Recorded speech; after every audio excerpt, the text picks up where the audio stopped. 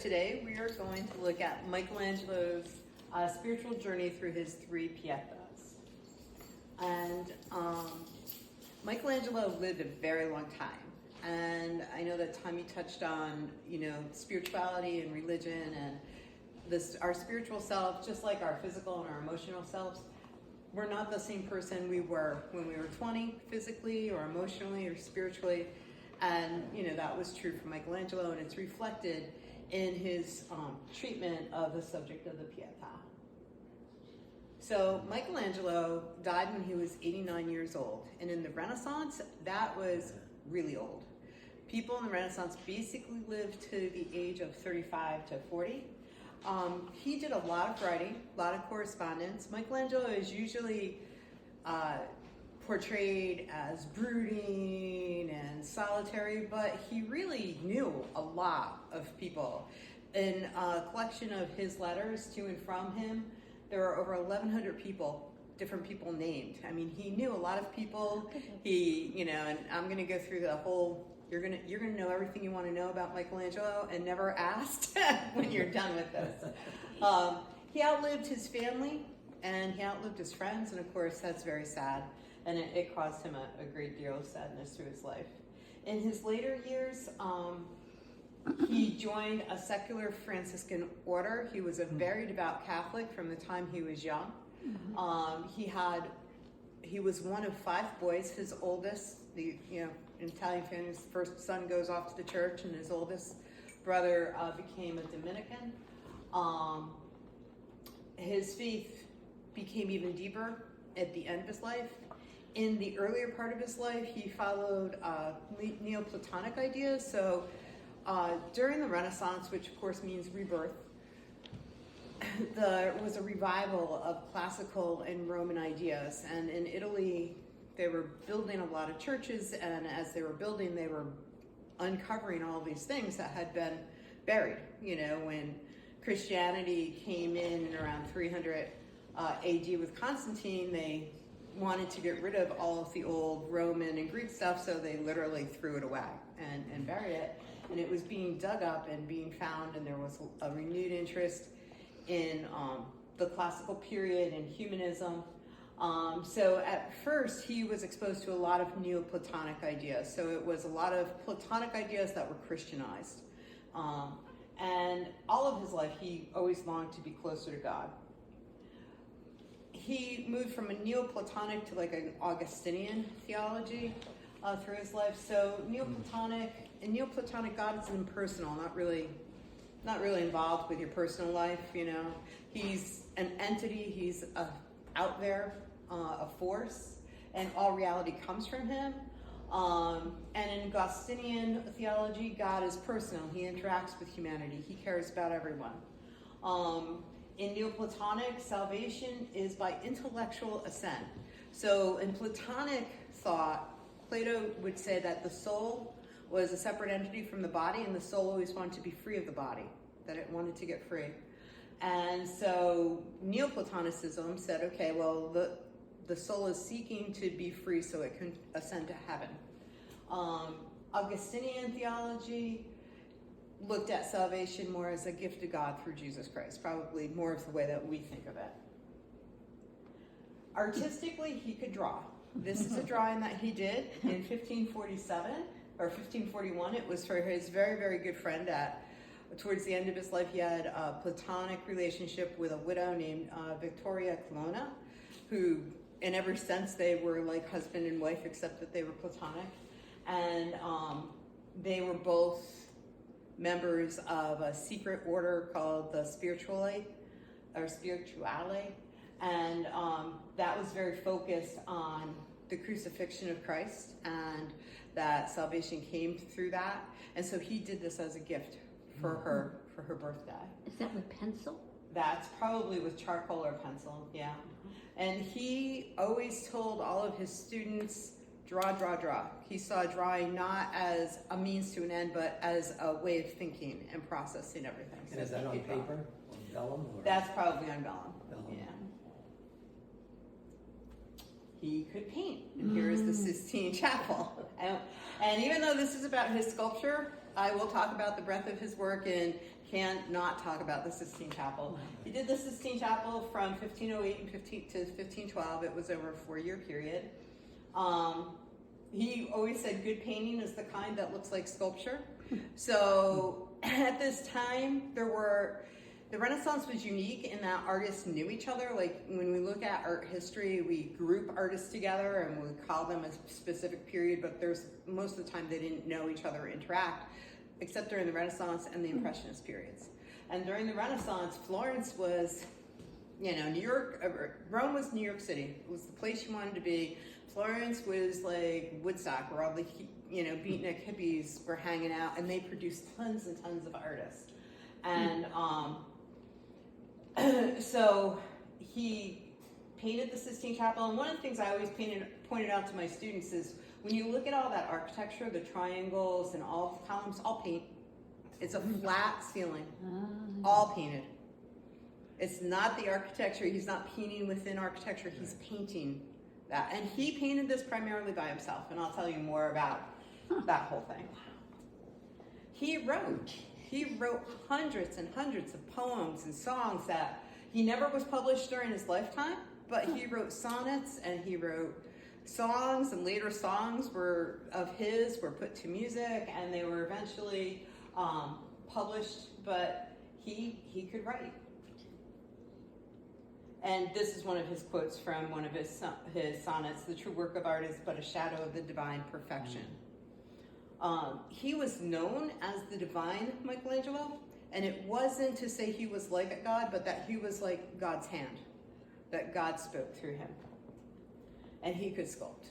And so in Florence, he was contemporary to Leonardo. Leonardo was older. He was a good 30, 40 years older than him. And Leonardo was ADHD. Leonardo could not stick and see a project through, and that became his reputation. One of those people that, they're just brilliant at everything, and so they can't do anything because they can't get anything done. And that was kind of Leonardo. He was wonderful at painting, he was experimenting, he was great at science, but he had a reputation for not being able to finish anything. But he had a reputation for being wonderful. And he saw Michelangelo as a bit of a threat, so there was a little bit of a rivalry between the two of them. And supposedly Michelangelo had 2 biographies written during his lifetime. The big one was by Giorgio Vasari, and then there was another guy that came along and pointed out everything that Vasari got wrong, and then Vasari went through and he corrected it, so he republished it in his lifetime. So Leonardo would, kind of say, sculptors are they're like bakers, they're covered in dust all day. It's not like a painter. We can be more refined and have music playing. And so Michelangelo, and that really grated on Michelangelo because he felt that sculpture was really it. But sculpture was really seen as a craft at that time because and next week when I talk about cathedrals, I'll talk a little bit more about how important sculpture was for the teaching. And because this is how people learned. They weren't literate. They learned visually. But they were seen as craftspeople, stonecutters. It was not an elevated art form like painting was. So this is one of his quotes about sculpting. If people knew how hard I had to work to gain my mastery, it would not seem so wonderful at all, because he made it look easy. And this is Moses from the tomb of Julius. Julius II was a pope.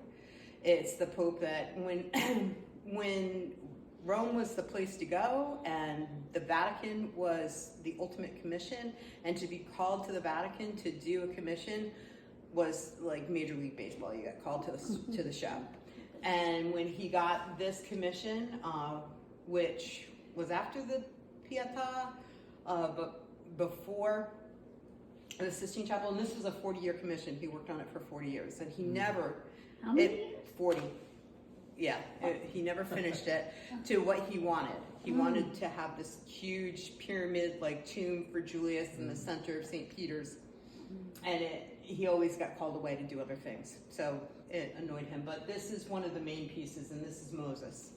And not in this slide, but in a later slide, you'll be able to see there are 2, they look like horns on Moses' head, and it was a misinterpretation of the Bible at that time, that when Moses came down with the the commandments, his face shone with light, and what it had been interpreted to say was that horns of light came out of his head. So he literally put horns on him. Right. So these are the three Pietas, and the first one is the Vatican one. That's the one in the center, and that's the one that's most familiar to people. That's the one that's at St. Peter's Basilica. That was completed between 23 and 24, so he's fairly young. The one on the left is the Bandini, or sometimes it's referred to as the Florence Pieta, because it ended up at the Florence Cathedral. And he began this when he was 72. Oh, wow. So there's 50 years, and stylistically they're different. Mm-hmm. They're very different. Is that Nicodemus? Yes. Yes. Yep, that's Nicodemus. Sometimes Joseph of Arimathea, some people have said, but it makes a lot more sense when you learn the history that no, this is Nicodemus. Yeah. But Joseph of Arimathea and Nicodemus were both Pharisees that were turning to Christ, that they wanted to follow Christ, but was kind of doing it secretly. And there's a reason that is Nicodemus. And he was helping take him down from the cross, right? Yes. Jesus Yeah, said, the deposition coming off of the cross. Yeah. And then the one on the right is the Rodanini, Pieta, and that one, he actually overlapped. He started that one about 5 years. He abandoned the one on the left. He never finished it. And then he started working on that one, again, later in his life. So, first we have to know about sculpture. So here's your little mini sculpture. There's two types of sculpture. There's additive sculpture. We've all done additive. You take Play-Doh. I want to make a doggy. Yay! And you sculpt a little doggy. Okay. I want to make a cup. You take a piece, you know, additive. You add things to it. So here she's making a rose. She's adding pieces of clay. Subtractive sculpture, I have a block of stone. I have to take out stuff to get to what I envision. So it's a whole process of, okay, I have to take out this big piece, and you're going to start with larger tools and work down. So I have a video for you, and this is going to show you where the marble that most sculptures come from is in Carrara. And Michelangelo went to this quarry. He would go and he would pick his own stone out. They actually, you're going to see on one of the stones it says Cave of Michelangelo, because it's actually named after him. So, and it works. Ta-da! The sculpture begins in the quarry.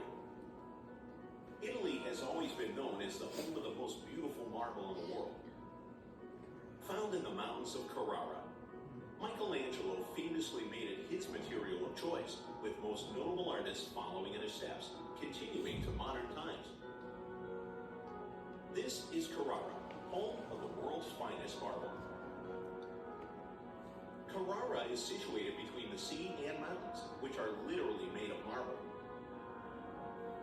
Out of all the marble quarries in the Carrara area, only 5 carry the statuario marble used for sculpting. According to legend, statuario is the name given by Michelangelo for this finest grade of marble. There are 2 approaches to create volume in sculpting. One is the additional way, building the volume little by little, using clay, wax, or plasticine. The other is by carving away from a block. Carving the sculpture directly in marble is Martin Varro's approach. By doing so, the sculptor is in full control of the whole process from start to finish. It is all in his hands. A block is selected in the quarry to fit the artist's idea. The quality and shape of the natural material inspires the artist all the way through the process of carving.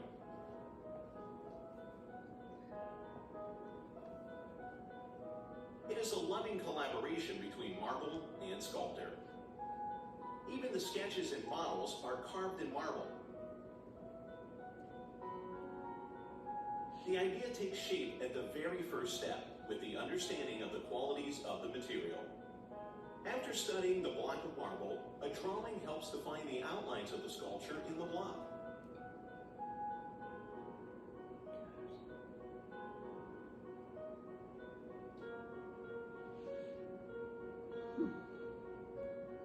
The process of carving follows the outlines. Step by step, marble is removed according to the drawing.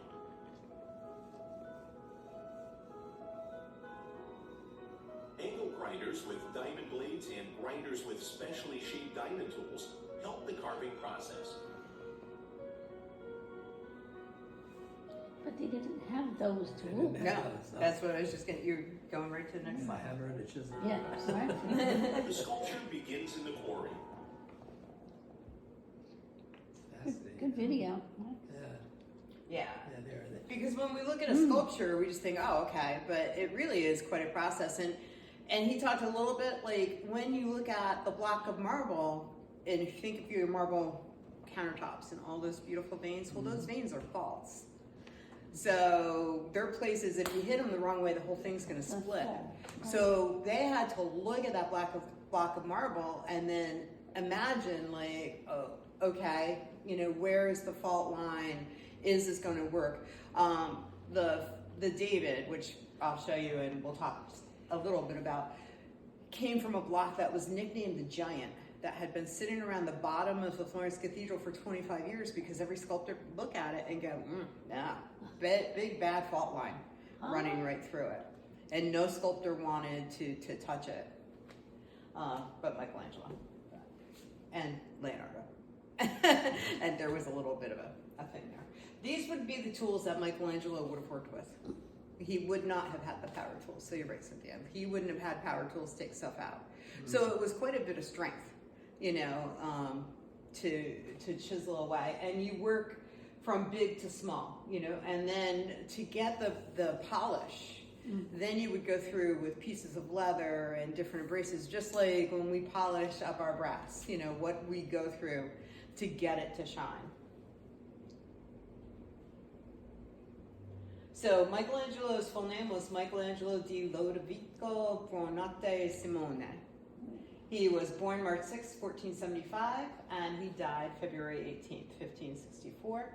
He lived during the Italian Renaissance, which was 1400 to 1600 CE, so he was kind of right there in the, you know, had gotten started. We were past the early Renaissance folks, and it was right in the heart of it.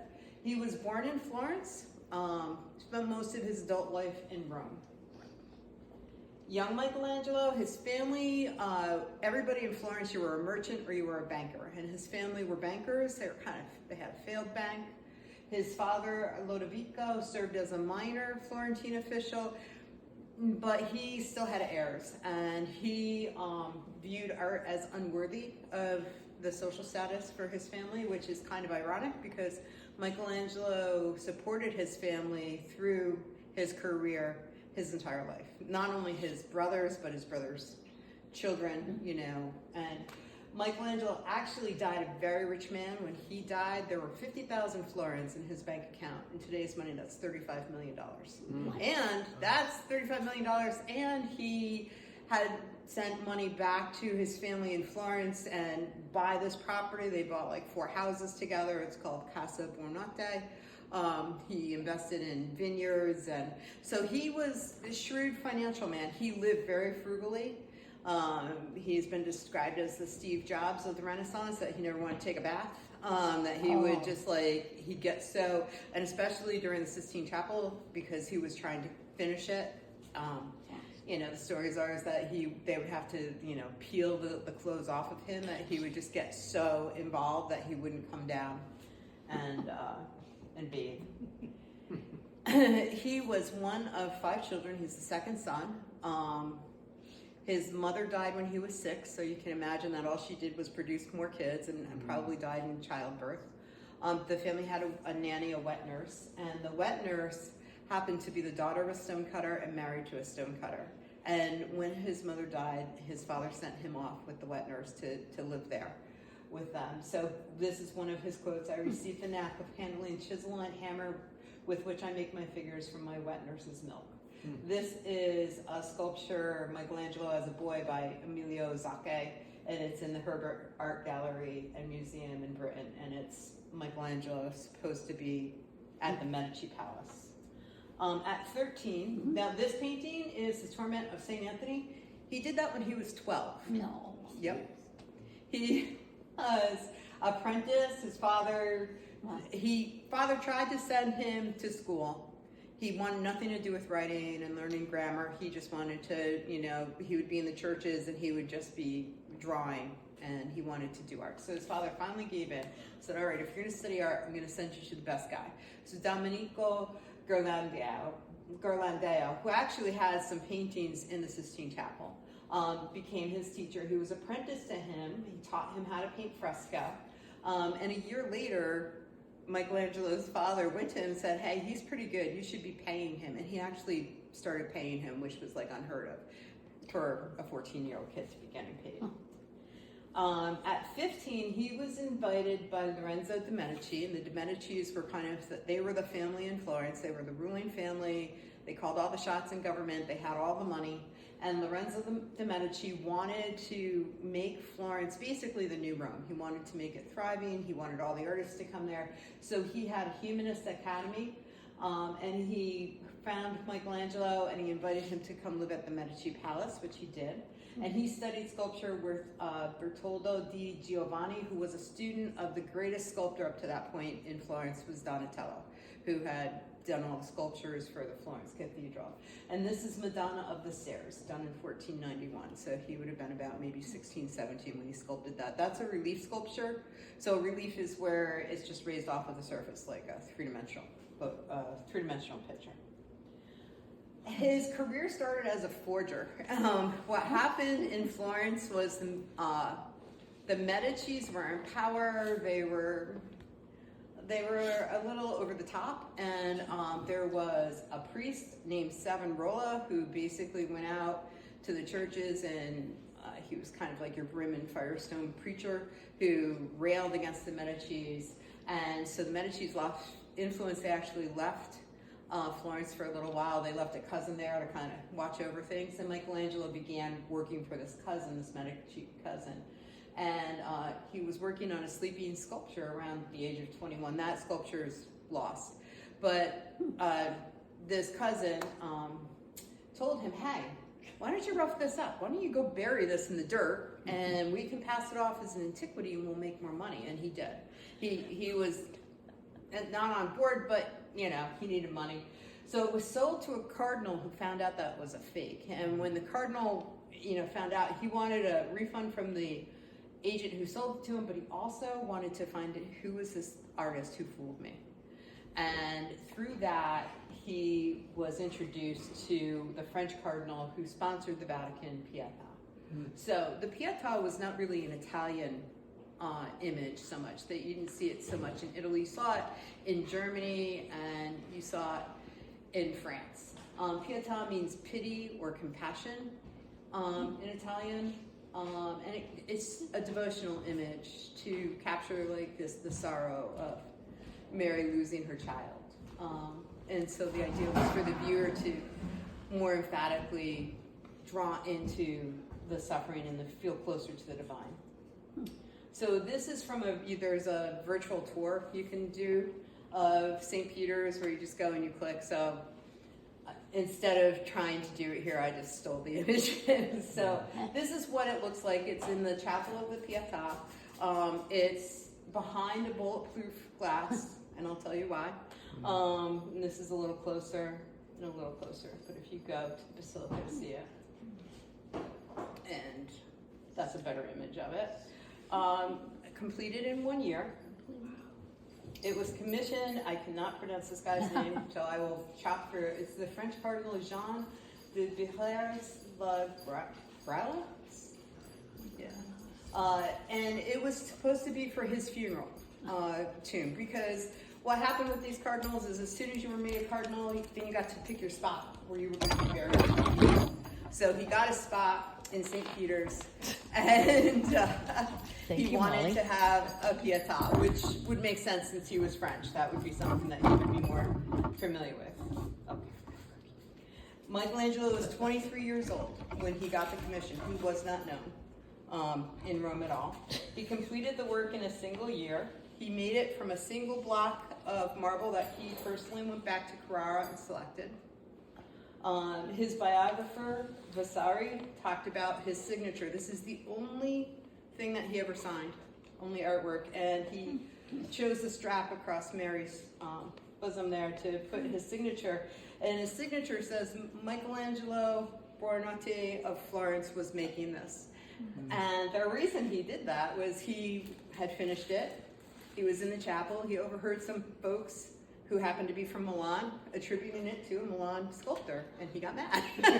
Like, that's not his work, that's my work. So he locked himself in the basilica, carved it in, and then he always regretted it. He felt like, that pride, that was disrespectful to God.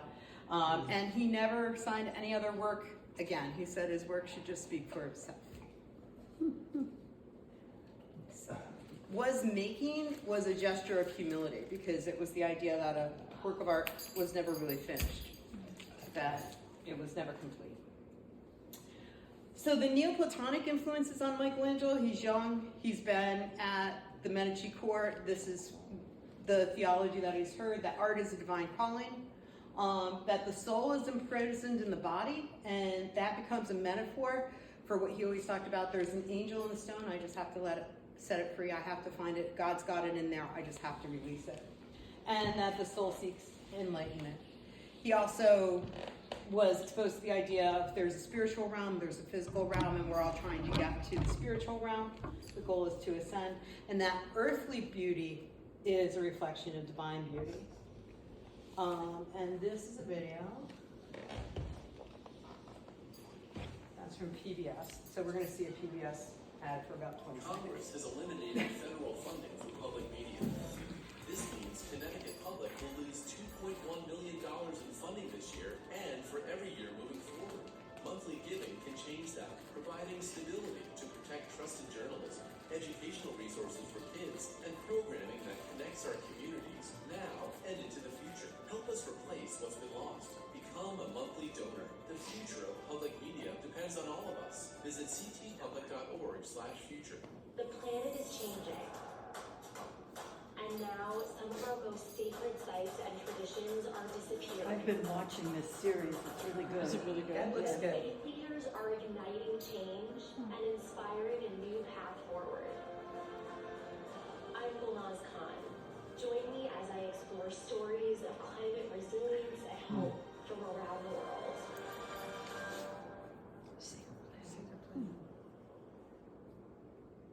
What I'd seen in Florence strengthened my resolve. My Pieta must be true to the emotion of a mother cradling her dying son. Now, I knew that God had intended for me to do this work. I was emboldened and clear-sighted. I would make something of such great and rare beauty that no one who saw it would not be moved to pity.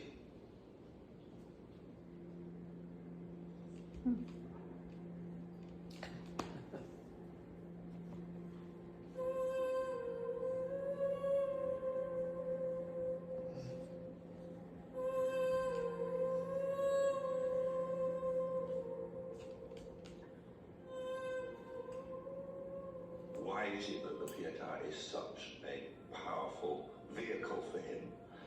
Well, I think it's to do with the fundamental challenge of sculpture.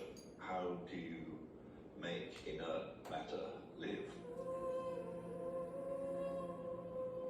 Michelangelo produces, for me, one of the most extraordinary and moving pieces of art in the entire Renaissance. I remember first going to Rome and seeing it myself, and I could not believe it. The power of that image could be created through marble. I was completely stunned by it. There's not a chisel mark to be seen. It's absolutely beautiful. It's like Christ isn't even dead, because his veins are still up. It looks like he's asleep. Michelangelo is the most unbelievable technician in the world. I mean, look at her hand projecting the air. This is the most difficult thing in the world to carve. Every single finger is at a different angle, separated. And that hand offers us the body of her son.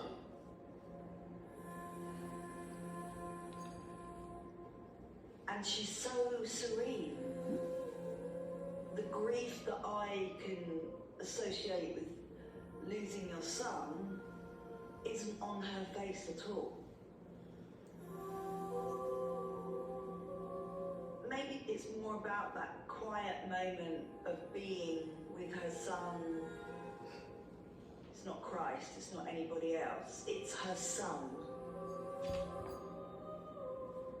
In that quiet moment, is she somehow saying to God, this is my everything, and I'm giving him to you.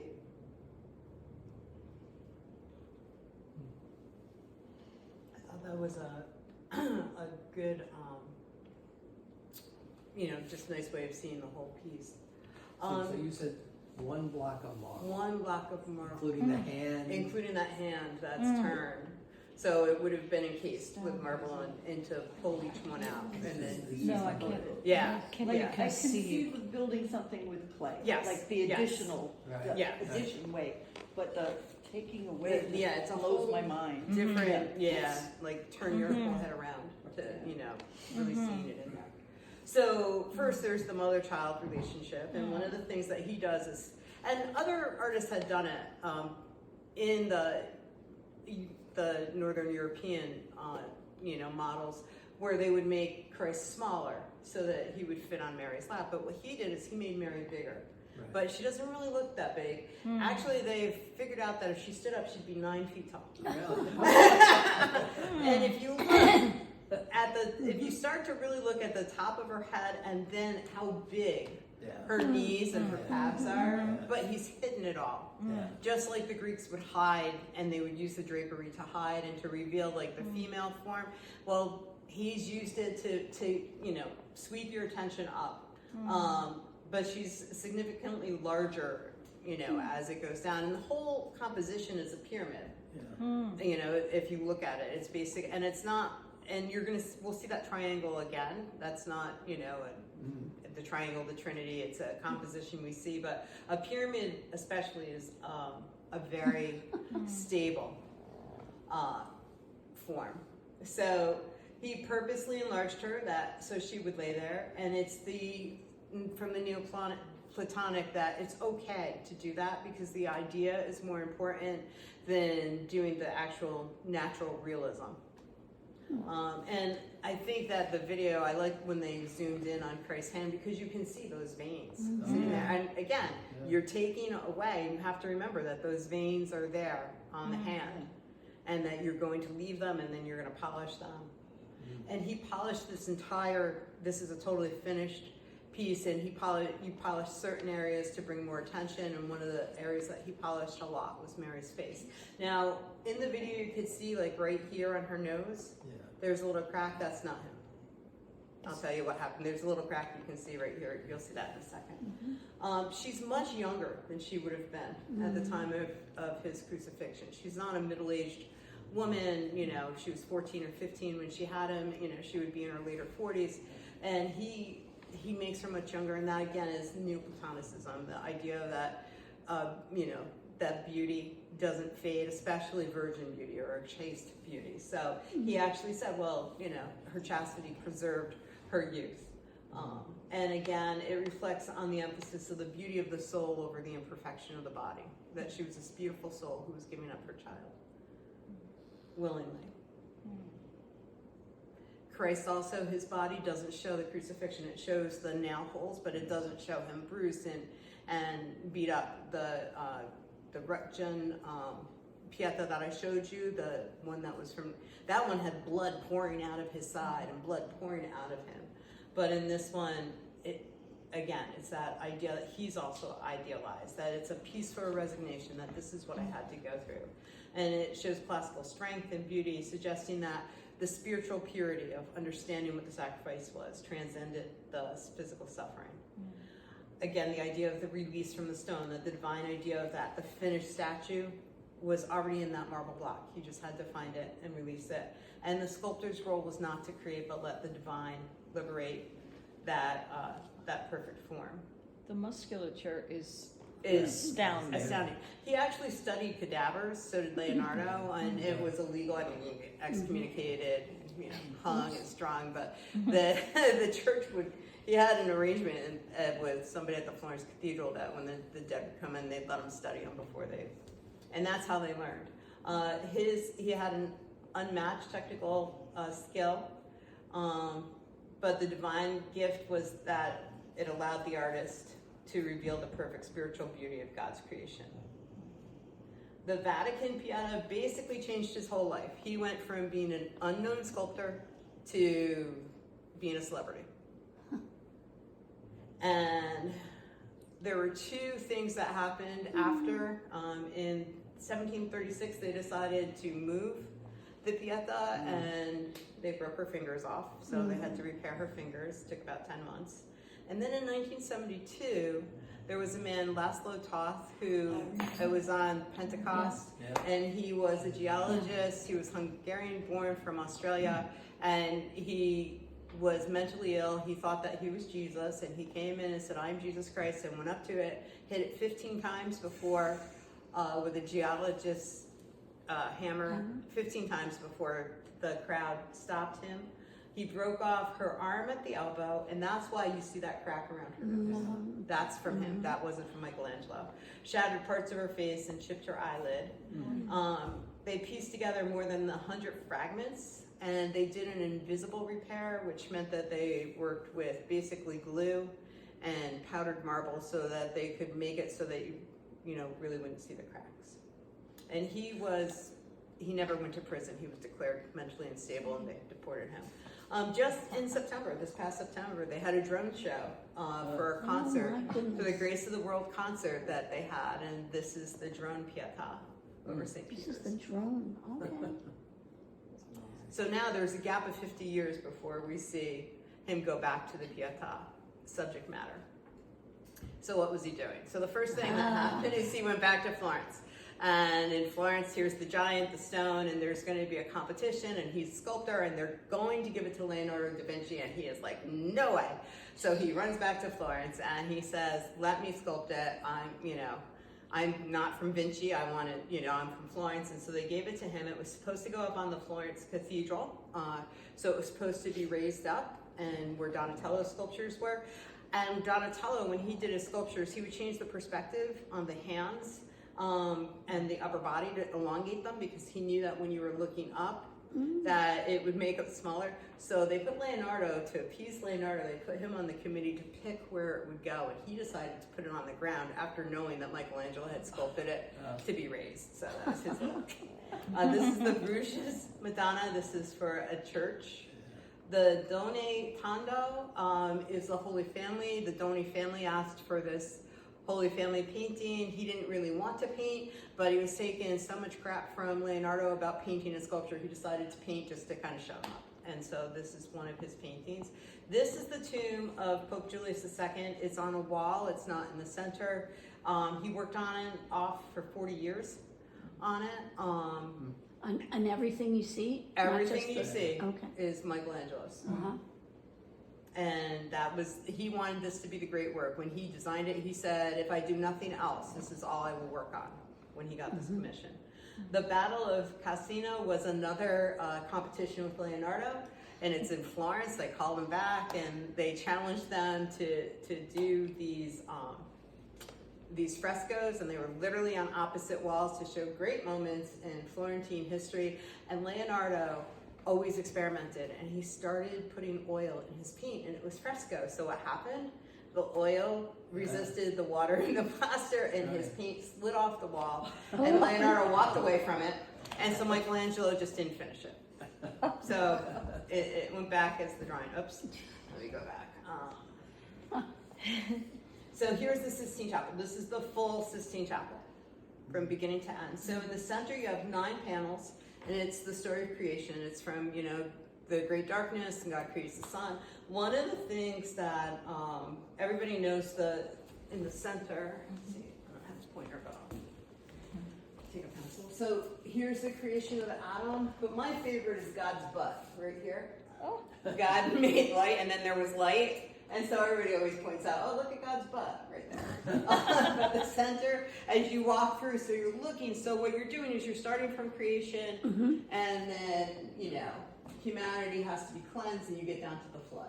On the sides, you have the sibyls and the prophets, and these are the ones who foretold the coming of the Messiah. There are the Ignuti. So the Ignuti are kind of the Ignuti are 20 male nude figures. It's sort of a wave to classical Greek. In classical Greek sculpture, you always find males are nude because the male form was considered to be the closest thing there was to God. Females were always clothed because you're a woman, you're not good enough to be a male and close to God. And so he has these male Ignutis that sit on the architecture, and you know, that's just kind of a thing. And then in the triangles, in these pediments, here, he has the ancestors of Christ. There are 300 figures. It took him 4 years to paint this. And the painting, it's an interesting story. Other artists convinced Pope Julius II, he wanted to have a Sistine Chapel painted, and he said, all right, have Michelangelo do it. He's the best. And it was his architect. The architect, whoever the Pope's architect, made all the artistic decisions, all the commissions, everything.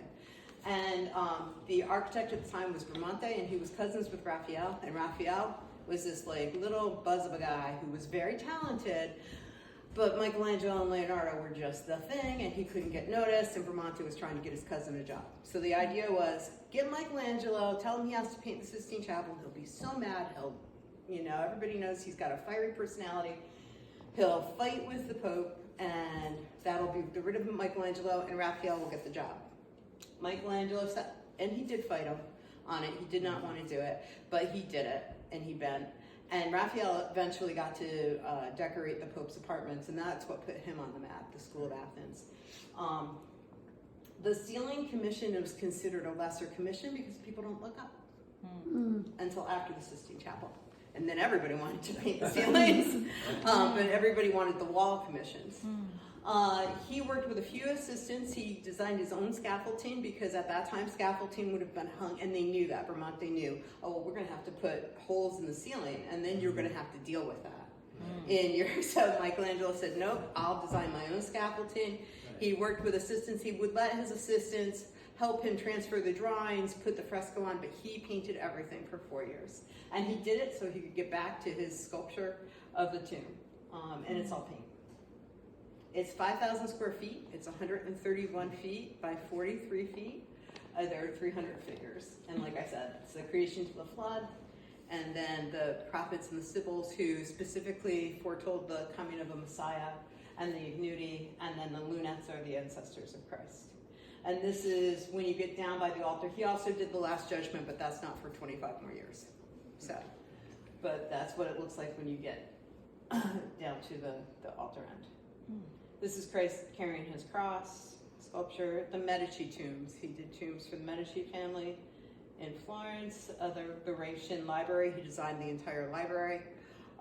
That was for the Medici family as well. The Genius of Victory was supposed to go, I believe, on Julius's tomb. The Last Judgment, he came back 25 years after the Sistine Chapel. He worked for 9 popes while he was in Rome. So, I mean, he really lived longer than everybody. And this particular pope was from the Medici family and said, we need something better back here. So he designed the Last Judgment. And he actually included himself. He's on the flayed skin of St. Bartholomew over there on the right. He got a lot of flack for the Last Judgment of all the nude figures. It was the Counter-Reformation was starting to kick up, and they wanted to hide all that classical stuff. This is Brutus. This was a sculpture he did for one of the Medicis. This is the redesign of the Capitoline Hill, so the entire piazza there he designed, and he was the architect for that. And that should remind you of St. Peter's because he also designed that eventually. And St. Peter's was his last really big commission. He got this commission, he was 72, so think about that. 72, and St. Peter's was a mess. It had different architects and it had different styles, and so the Pope said, I need you to be the architect. And again, when you're the architect, you're overseeing the design of the building, you're overseeing all the business, all the bids, all the contractors, all the subcontractors. So this idea that he brooded around and never talked to anybody, there are letters, he was humorous, he was funny, he knew lots and lots of people. He had to, because he had to manage all of these people. He made all the artistic decisions of what was going on, who was getting commissions, and he dealt with all the business that you would deal with a building. He worked without pay for this. So died with $35 million in the bank, worked on this for his last, basically 72 to 89, so almost 20 years, never got paid. Said, I'm gonna do this for the love of God, I don't need the money. Unified and simplified the design. He created the dome, which is the biggest thing. He based it on the Florence Cathedral dome. I'll show you the two in a second. He had to fortify the foundation, and he also planned the entire piazza that reaches out in front.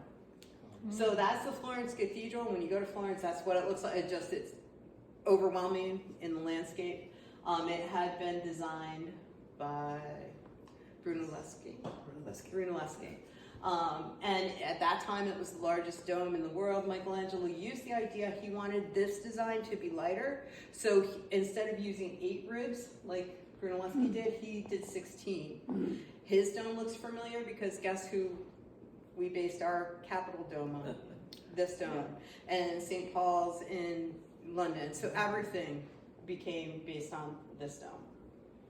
Are you going to say something about the double dome? It's a double. Yes, it's a double dome. But in Florence, it was 2, wasn't it? I think it was to lessen the weight. Yeah, there's an inside dome and an outside dome, so you can literally climb in between them and get all the way to the top. So in St. Peter's, you can as a tourist. Yeah. And you're sort of walking sideways up the steps to go inside Yeah. the 2 domes. You can go all the way up to the get to ball. the cupola at the top. Yeah. Wow. It's pretty amazing. Sounds a little claustrophobic.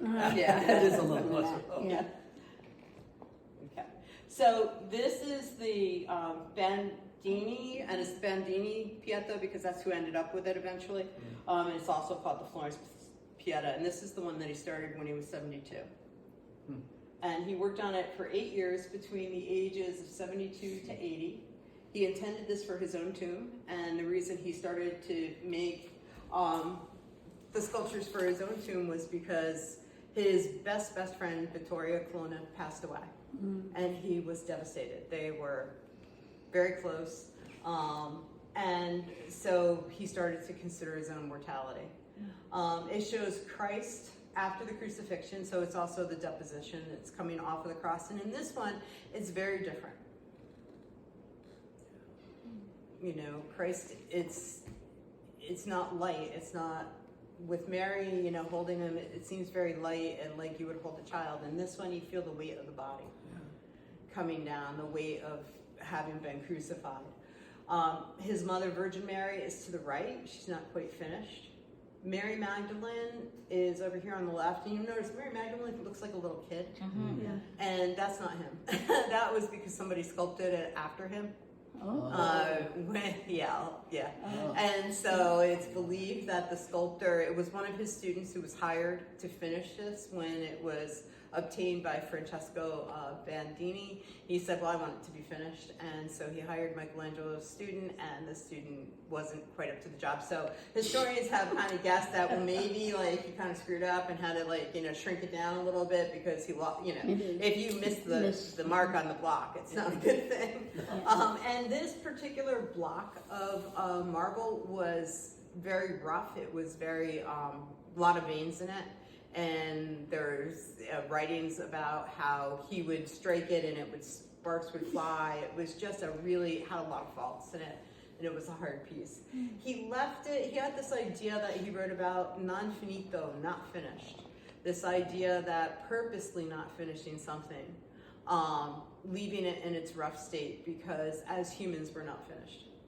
That this is not our end state. So it aligned with that. So his theology has moved.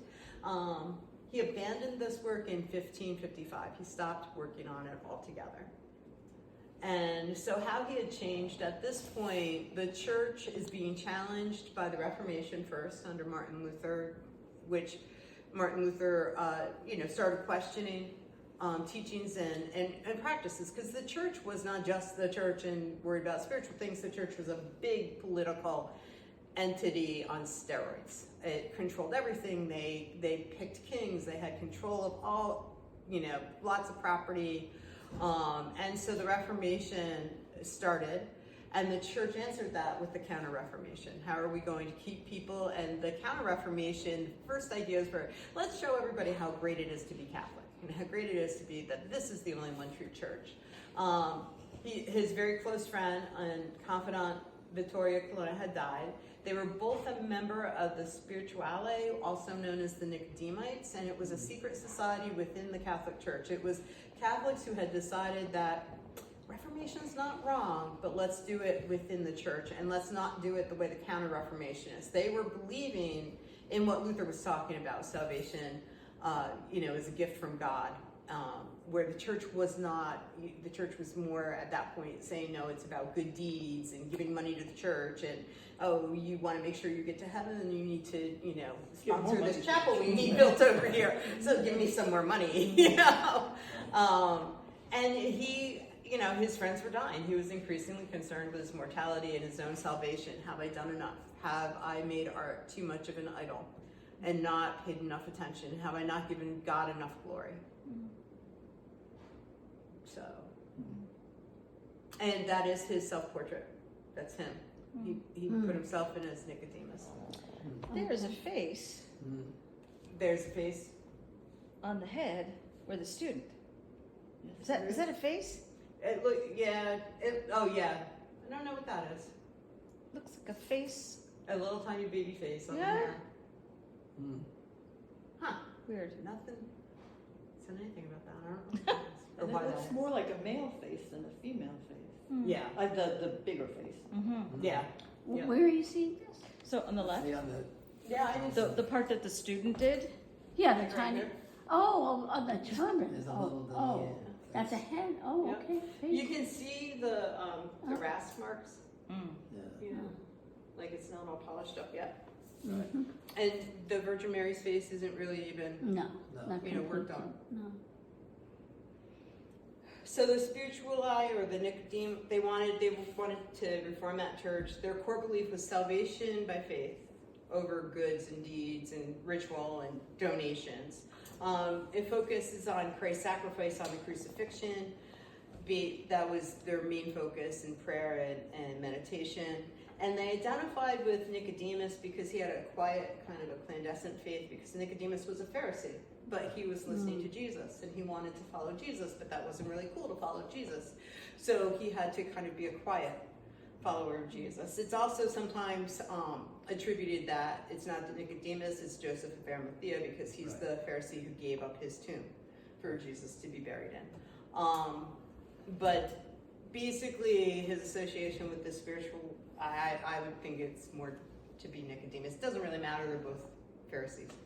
And also the spiritual internal personal faith while conforming to Catholic traditions is what they practiced, and they were quiet about who they were because the Inquisition, the Pope that got elected in by one vote started the Inquisitions, and they were going after anybody who was questioning the church.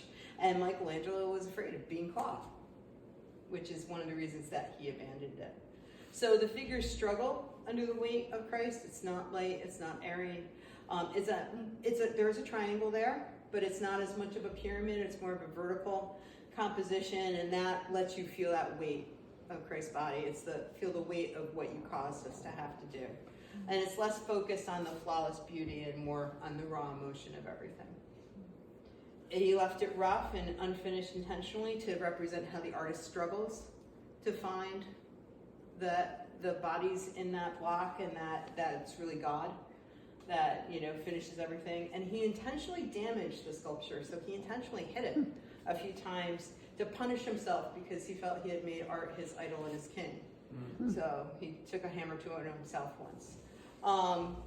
the weight of Christ is both physical and spiritual, so reflecting the ideas of the spirituality. It represents the immense difficulty of achieving salvation through strenuous faith.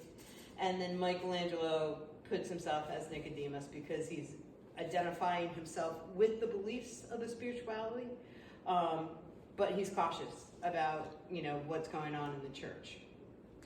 The Pieta focuses on the painful reality of the crucifixion and aligns that spiritual contemplation should focus on the human suffering Christ, not his divine essence, that he gave himself, but that he was a human who had to give up everything for everyone else.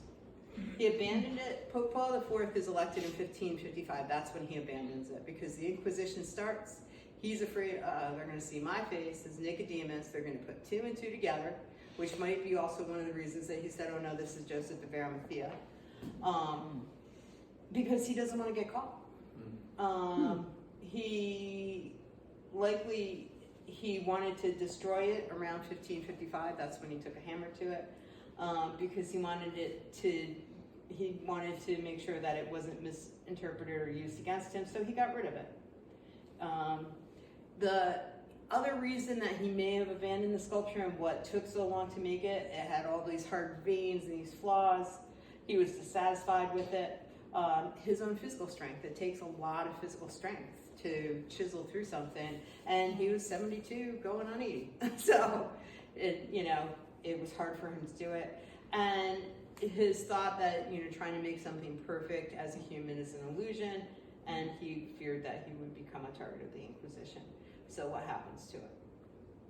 So in 1561, he gives it to his student, and his student sells it to Francesco Bandini. So Bandini hired another student, to try to finish off Mary Magdalene, and she was done poorly because it really doesn't go with the sculpture. In 1671, the Medici family purchased it. And so it went back to Florence, and the Medicis donated it 100 years later to the Florence Cathedral. And then in 1981, they moved it to the Duomo Museum, and the Duomo Museum is the museum of the Florence Cathedral because so many people wanted to come see it that it was kind of disrupting Mass and the schedule in the church. And so then the last one is the Rodinini Pieta, and that one's also named the Rodinini one because it turned up in the Rodinini Palace. And that was being worked on. I'm sorry. Is the rectory open? Thank you. That was being worked on at the same time he was working on the Bandini. So he may have, there's about a 5-year overlap of when he started. So he may have started it basically because he was getting frustrated with the other piece of stone, or because he had a simpler idea. So this one is just Mary and Christ. And if you look at the bottom, you can see that Jesus' legs are finished. So they think that what happened is that he had finished it, was dissatisfied with it, and went back in and started reworking it. And that's why the upper part is not finished. He worked on it up to 6 days before he died. And so he had it going for about the same time for 5 years. The two are kind of a unified figure. You don't really get that triangle, you just get a line. And they're almost leaning into one. So what is the curve on the left? The curve on the left would be like a tree or a stump. It's something because of the physics of a sculpture.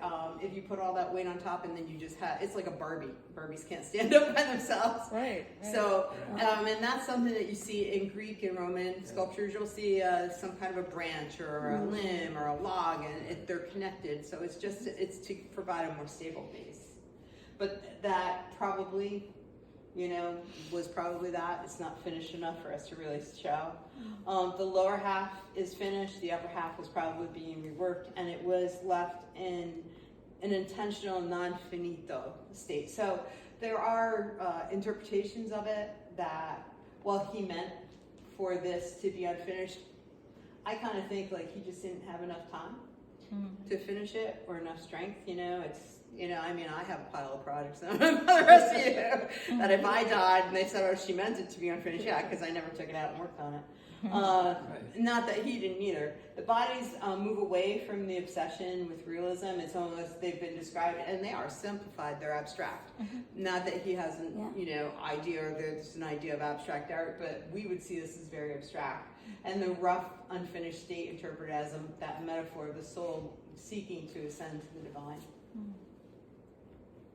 And what happens to this? So this one is sometimes called the Milan Pieta because the sculpture was left in a will to his servant at the time. There's a 200-year gap where nobody really knows what happened to it. That turned up in the Rodinini Palace in 1807. It was sold for not a lot of money, probably the equivalent of about $150 because people didn't know what they had because Michelangelo didn't sign it. Was sold many times in the 1800s and up until 1952. It was acquired by the city of Milan in 1952, and it is in one of their museums. And this was one of the quotes from some of his last writing: "Neither painting nor sculpture will be able any longer to calm my soul. Now turn toward the divine love that opened his arms on the cross to take us in." So at the end of his life, he was always seeking God and always just seeking to be accepted by God. And was his life good enough? And he died in 1564 of natural causes at the age of 89. Wow. And they're in 2022, they brought the 3 pieces. They did not bring the Vatican Pieta out. They did a cast of it and a cast of, I think, the Milan, but they exhibited them together.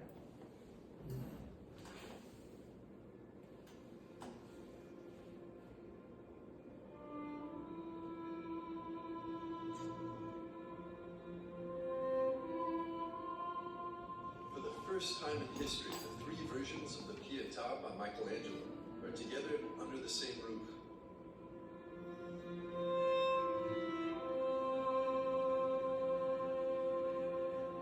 On the 23rd of February, the casts of the Vatican Pieta and the Rondinini Pieta were transported to Florence to be united to Bandini's Pieta, permanently on display at the Museo dell'Opera del Duomo, or Museum of the Works of the Cathedral, of the capital of Tuscany.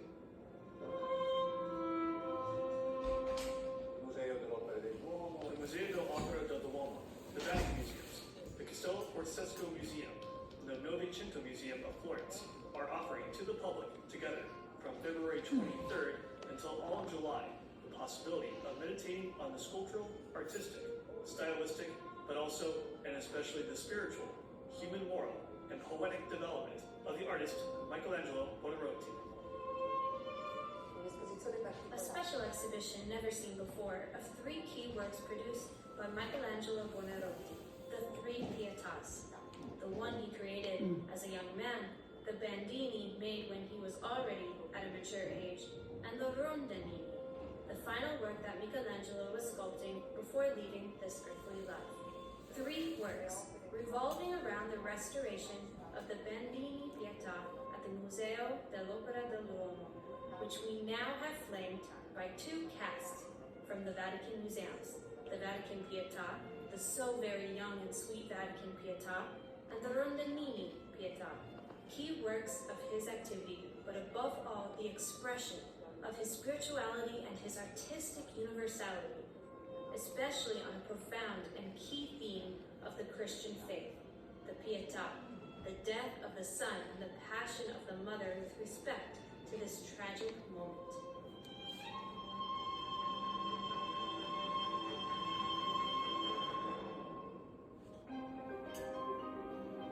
In the extraordinary backdrop of the hall called the Sala della Tribuna di Michelangelo, the visitor experiences in the first person the spiritual crescendo that the artist portrays in each Pieta.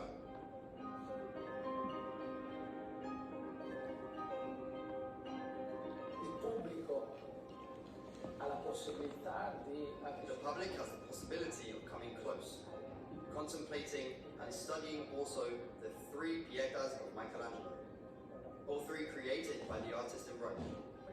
First, when he arrived in the great city of art, of classic art, ancient art, he was very young, and he created the Vatican Pieta for Cardinal Jean Villiers de la Croix.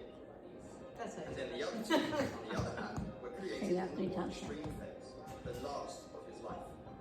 We had first begun the work on the Bandini Pieta that then almost made him unsatisfied. It is still being studied because of these famous strikes of the hammer, with which it appears that Michelangelo may have wanted to destroy this masterpiece of his. And then, the Rondanini Pieta, which is the extreme realization of all the thoughts of Michelangelo around the theme of the Passion, death, and resurrection of Jesus Christ. Morte e resurrezione di Gesù Cristo.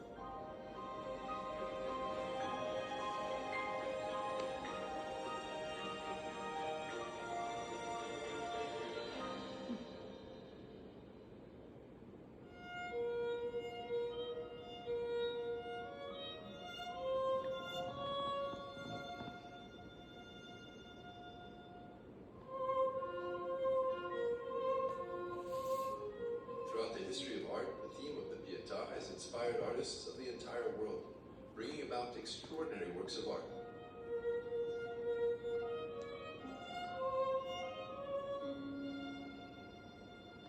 Cardinal Giuseppe Vettori, Archbishop of Florence, explains to us the profound meaning of this biblical scene and why it continues to be a strong source of inspiration.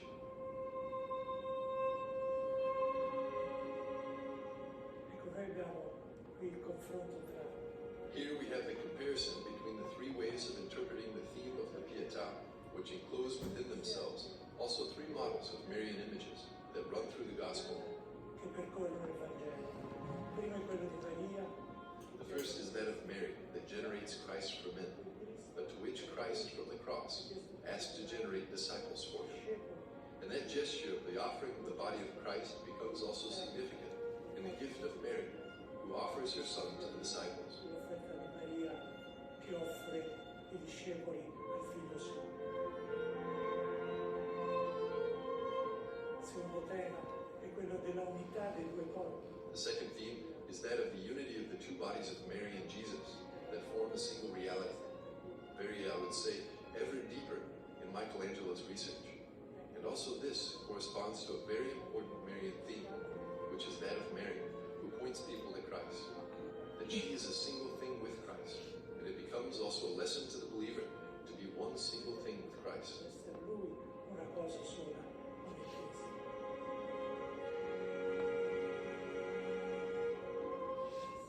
Infine c'è da notare come la Finally, visione it's to be noted how the adhesion of the body of Christ to Mary happens through Mary's womb. The body of Christ is set in a different way of the three Pietas in the womb of Mary, that womb that has given birth to him.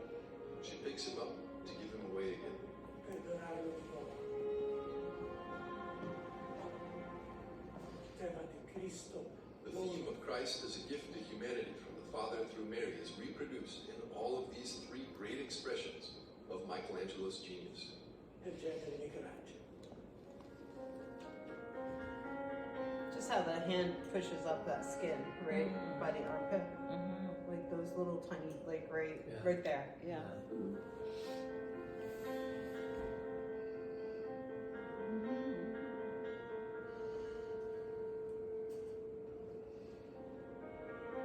The exhibition of the three Pietas of Michelangelo will remain open to the public in the Museo dell'Opera del Duomo of Florence until the 1st of August, 2022.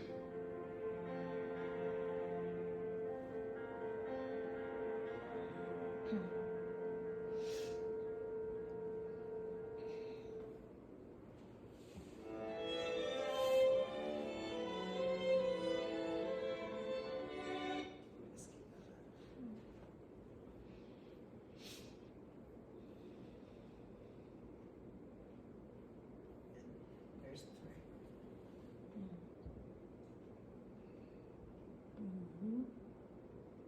And so now you know there were three. Kind of has its own symbolic quality. The Trinity.